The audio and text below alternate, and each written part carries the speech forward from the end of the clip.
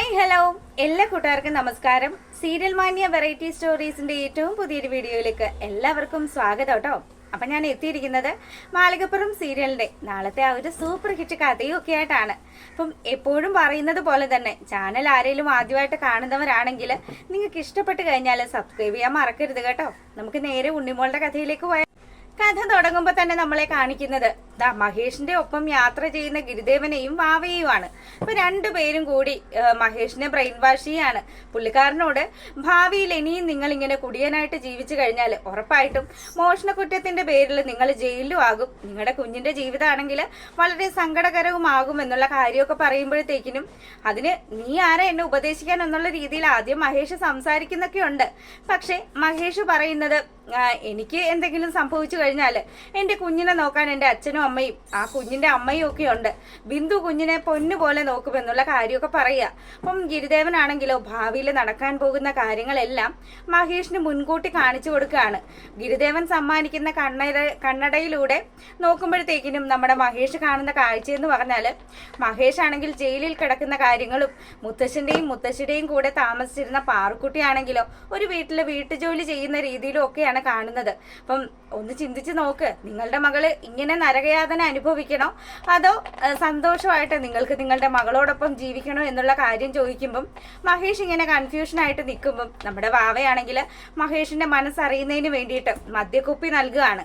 അപ്പം മദ്യക്കുപ്പി കണ്ടതും പുള്ളിക്കാരൻ അതങ്ങ് വാങ്ങുന്ന സമയത്താണെങ്കിലോ ഗിരിദേവൻ വാവയെ ഒന്ന് നോക്കുന്നുണ്ട്. പക്ഷെ മഹേഷ് ആണെങ്കിൽ എനിക്ക് എൻ്റെ കുഞ്ഞിനോടൊപ്പം ഭാര്യയോടൊപ്പവും സന്തോഷമായിട്ട് ജീവിക്കണമെന്നും പറഞ്ഞ് മദ്യക്കുപ്പി വാങ്ങി വലിച്ചെറിഞ്ഞ് പൊട്ടിക്കുകയാണ്. അപ്പം അയാളുടെ ആ ഒരു പറച്ചില്ല ആത്മാർത്ഥത കാണുമ്പം ഗിരിദേവൻ ഒരുപാട് സന്തോഷമായി. പാറുക്കുട്ടിയുടെ സങ്കടങ്ങളെല്ലാം മാറുമല്ലോ.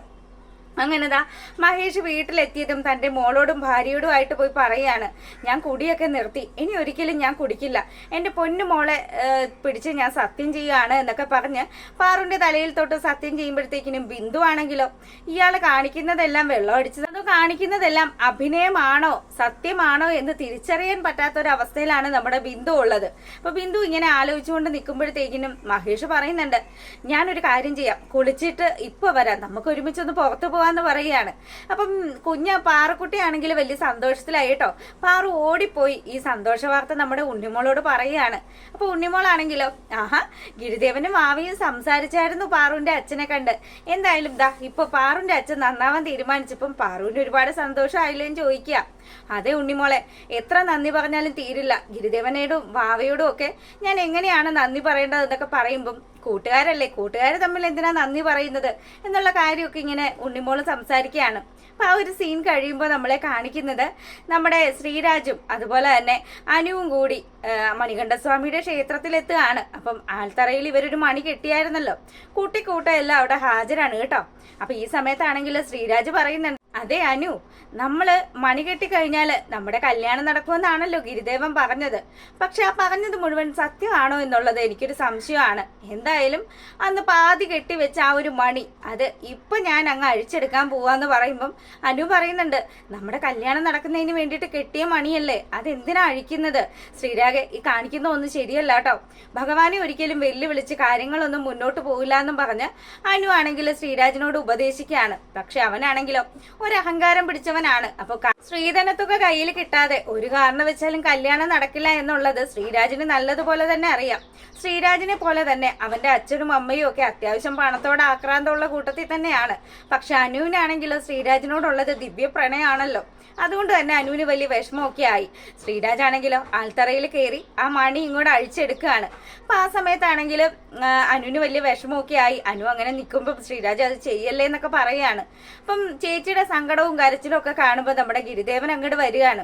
ഗിരിദേവൻ വന്ന പാടെ തന്നെ പറയുന്നുണ്ട്, അനു ചേച്ചി ഒരിക്കലും വിഷമിക്കേണ്ട, അനു ചേച്ചിയുടെ വിവാഹം നിശ്ചയിച്ച സമയത്ത് നിശ്ചയിച്ച മുഹൂർത്തത്തിൽ തന്നെ നടക്കും എന്നുള്ള വാക്ക് ഗിരിദേവൻ കൊടുക്കുക കേട്ടോ. അപ്പൊ ഗിരിദേവൻ ഇങ്ങനെ ഒരു വാക്ക് പറയുമ്പം അനുവിന് മനസ്സ് വല്ലാതെ അങ്ങോട്ട് തണുക്കുകയാണ്. അപ്പൊ അനുവിന് ഒരുപാട് അങ്ങ് സന്തോഷമായി.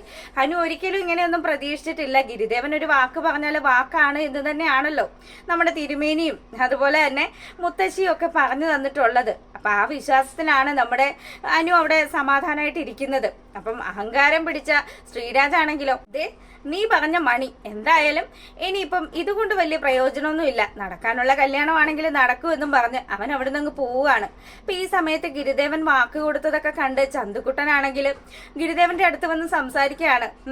നീ ആരാണിപ്പം വാക്ക് കൊടുക്കാനെന്നും പറഞ്ഞ് അനു ചേച്ചിയുടെ നിർത്തിക്കൊണ്ട് തന്നെ നമ്മുടെ ചന്തു ഇങ്ങനെയൊക്കെ സംസാരിക്കുമ്പോഴത്തേക്കിനും ഗിരിദേവൻ പറയുന്നുണ്ട്, ഞാൻ പറഞ്ഞ കാര്യങ്ങളെല്ലാം സത്യമാണ് കൂട്ടുകാരാ, അത് നടന്നിരിക്കുമെന്നൊക്കെ പറയുമ്പോഴത്തേക്കിനും പിന്നെ നീ ഞങ്ങളെയൊക്കെ പറ്റിക്കുന്ന പോലെയൊന്നും അല്ല, ഇവൻ ആരാ, ഇവൻ മാജിക് മാലു ആണോ എന്നൊക്കെ ചോദിക്കുക. അപ്പൊ ഗിരിദേവന് ചിരി വരുന്നുണ്ട്.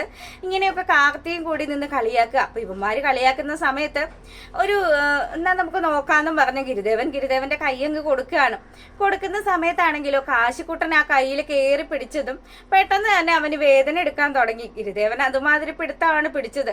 ഇനി മേല ഭഗവാനെ കളിയാക്കരുതല്ലോ, അതിനുള്ള ഒരു ചെറിയ ശിക്ഷ ചെറുക്കന് കൊടുക്കുകയാണ്. അപ്പൊ അവനാണെങ്കിലോ ഇവൻ എന്തൊരു പവറാണ്, ഇവന്റെ എന്റെ കൈ ഒടിക്കും എന്നുള്ള അവസ്ഥ വരുമ്പോഴത്തേക്കിനും ചന്തുവിനോട് പറയുന്നുണ്ട്, എടാ ചന്തു ഇവനോട് എന്റെ കയ്യിൽ നിന്ന് വിടാൻ പറയേ, എനിക്ക് നല്ലതുപോലെ വേദനിക്കുന്നു എന്നുള്ള കാര്യം പറയാണ്. അപ്പൊ ഗിരിദേവനാണെങ്കിലോ ഇപ്പൊ മനസ്സിലായോ നിനക്ക്, എന്റെ ബലം മനസ്സിലായോ എന്ന് ചോദിക്കുകയാണ്. ഞാനൊരു കാര്യം പറഞ്ഞാൽ അത് സംഭവിച്ചിരിക്കും, ചന്തുവും കൂട്ടുകാരും നോക്കിയിരുന്നോ, അനുചേച്ചി ആഗ്രഹിച്ചതുപോലെ തന്നെ അനുചേച്ചിയുടെ കല്യാണം ഞാൻ നടത്തി തരാന്നൊക്കെ ഗിരിദേവൻ പറയുക. ആ ഒരു സീനിന് ശേഷം നമ്മളെ കാണിക്കുന്നത് ബിന്ദു ആണെങ്കിൽ വലിയ സങ്കടത്തിലൊക്കെയാണ്. സത്യസന്ധമായിട്ട് തന്നെയാണോ തന്റെ ഭർത്താവ് വാക്ക് നൽകിയതെന്നും സത്യം ചെയ്തതെന്നും ഒക്കെയുള്ള സംശയമാണ് ബിന്ദുവിനുള്ളത്. അപ്പൊ ബിന്ദു ഇങ്ങനെ ചിന്തിച്ചിരിക്കുമ്പോഴത്തേക്കിനും അങ്ങോട്ടേക്ക് പാറുക്കുട്ടിയും ഉണ്ണിമോളും കൂടി വരിക കേട്ടോ.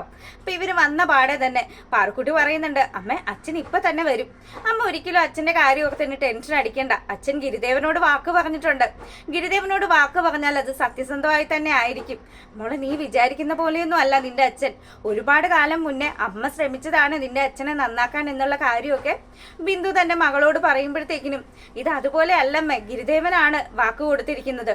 അപ്പൊ ഗിരിദേവനെ കുറിച്ചുള്ള കാര്യങ്ങളൊക്കെ കേട്ടത് കൊണ്ട് തന്നെ ബിന്ദുവിനും ചെറിയ രീതിയിലൊക്കെ വിശ്വാസം വരികയാണ്. അങ്ങനെതാ നമ്മുടെ മഹേഷ് ആണെങ്കിലോ പറഞ്ഞതുപോലെ തന്നെ വളരെ കുട്ടപ്പനായിട്ട് ഡീസൻ്റായി ജീവിക്കാൻ തന്നെ പുള്ളിക്കാരൻ തീരുമാനിച്ചു. ഇനി ഒരിക്കലും തൻ്റെ കുഞ്ഞിനെയും ഭാര്യയെയും കണ്ണീര് കുടിപ്പിക്കില്ല എന്നുള്ള ആ ഒരു തീരുമാനം. പക്ഷേ മോഷണക്കുറ്റം ചുമത്തി വെച്ചിരിക്കുന്നത് മഹേഷിന്റെ തലയിൽ തന്നെയാണല്ലോ, അതുകൊണ്ട് അത് തൻ്റെ തലയിൽ നിന്ന് എടുത്തു മാറ്റാനുള്ള കാര്യങ്ങളും മഹേഷ് ഗിരിദേവനെ കണ്ട് സംസാരിക്കുകയാണ്. ഒരിക്കലും ഞാൻ ആരുടെയും ഒരു മുതലും മോഷ്ടിച്ചിട്ടില്ല എന്നുള്ള കാര്യം ഗിരിദേവനോട് സത്യം ചെയ്ത് പറയാണ് മഹേഷ്. അപ്പം ഗിരിദേവൻ അറിയാലോ ആരാണ് ശരിക്കും യഥാർത്ഥത്തിൽ ആരാണ് മോഷ്ടിച്ചത് എന്നുള്ള കാര്യമൊക്കെ. അപ്പൊ അതൊക്കെ എന്തായാലും അടുത്ത ദിവസം തന്നെ സിദ്ധനമ്മാവന്റെ വരവോടുകൂടി തന്നെ കാര്യങ്ങളെല്ലാം തെളിയും. അപ്പം അതോടുകൂടി തന്നെ നമ്മുടെ അനുവിന്റെ കല്യാണം നല്ല ഗംഭീരമായിട്ട് നടക്കുകയൊക്കെ ചെയ്യും. പക്ഷെ ഇതിൽ എനിക്കൊരു അഭിപ്രായം വന്നിരിക്കുന്നത്, ശ്രീരാജ് എന്ന് പറയുന്ന ഒരുത്തനെ ഒരു കാരണം വെച്ചാലും അനു വിവാഹം കഴിക്കരുതെന്ന് തന്നെയാണ്. അപ്പൊ നിങ്ങളുടെ അഭിപ്രായങ്ങളെ കമന്റ്സിലൂടെ അറിയിക്കണം കേട്ടോ. എല്ലാവർക്കും നല്ലൊരു വൈകുന്നേരമൊക്കെ ആശംസിച്ചുകൊണ്ട് നമ്മൾ വീഡിയോ വൈൻഡപ്പ് ചെയ്യുന്നു. താങ്ക്